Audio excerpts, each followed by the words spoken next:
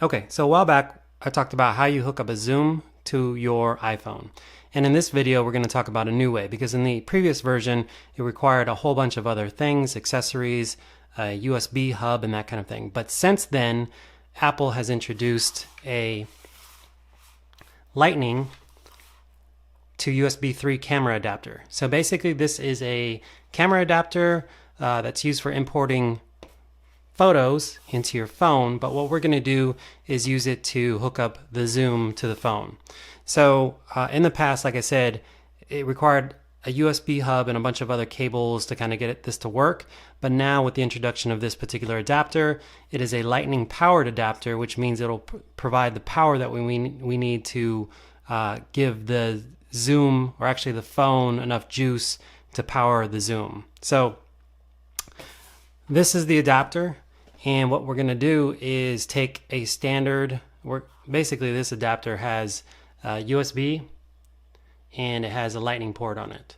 So what you want to do is take your lightning cable that comes with your phone and hook it up to the lightning source there.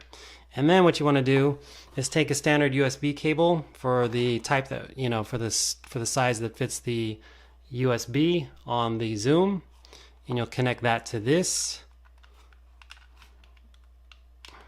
like that.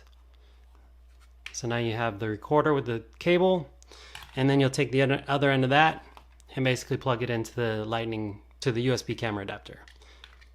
So you have this set up like this. So this is really what you need. And then on this end, in terms of the other end of the lightning cable, you want to either use powered supply, which would be a standard, this sort of standard AC adapter, and plug it in this way and use that to power this setup. But for this particular video, what we're going to do is just use a portable battery.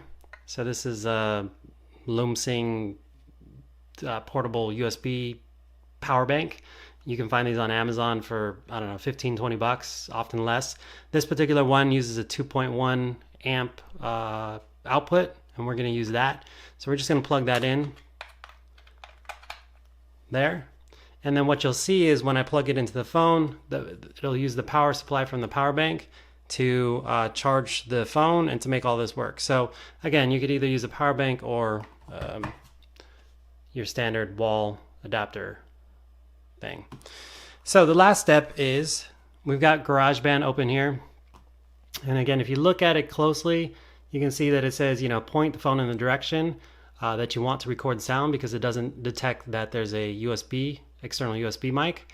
So from here, what we're going to do is just take the adapter cable and then we're going to plug it in to this side. And then as we do, what you'll want to note is the Zoom down below. So plug it in, and what's going to happen is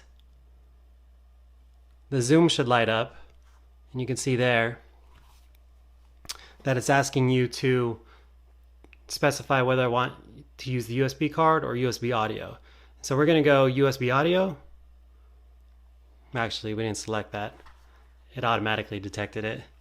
And then what happens here is it says that we cannot use device. Well, the problem is at the point we don't have the bank enabled. So let's power on the bank. And then when we do, it's going to think that we're trying to import something. And it would be cool as if I could import Zoom stuff, but we can't. So let's just back out and let's try this one more time. So we're going to unplug the Zoom recorder. We're going to go back to GarageBand, if I can find it. Okay, so we're back to the starting point. We're going to plug it back in. Power bank is on this time. Blue lights, powered on. And again, this time we're going to select USB audio. And we're going to select the standard recording rate, 44. Select that. And then this will say an audio device has been connected. And if you want to turn monitoring on, recommended, turn it on. And now you can see where it says tap the record button above to start recording using an external USB audio interface. And then if you click OK, what you basically have now is some feedback, but you have the zoom.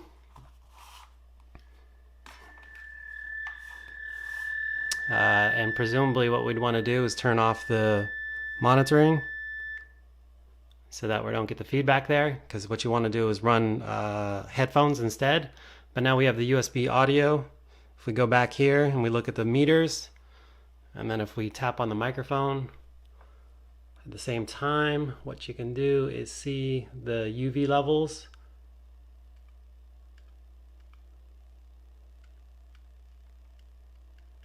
I'm just tapping on the zoom head here. I'll try to get that in frame. And then I'm going to take this off. And then I'm just talking into the zoom by my mouth. It's about a couple inches away. Just trying to isolate the iPhone speaker so that you guys can see that. Anyways, that's the setup. And this is completely mobile. So this is basically the entire setup here. So zoom recorder, phone, any sort of power bank that has enough power supply, and the app GarageBand. This also works with other video recording applications. So the standard camera, in other applications you may not be able to monitor the audio in real time when you're recording, but it'll still work. So the zoom with the native camera app, for instance, will still use the audio. And you know, this is a portable setup. You can also run other microphones into the line in. So give me just a sec. I'll give you an example of what that might look like.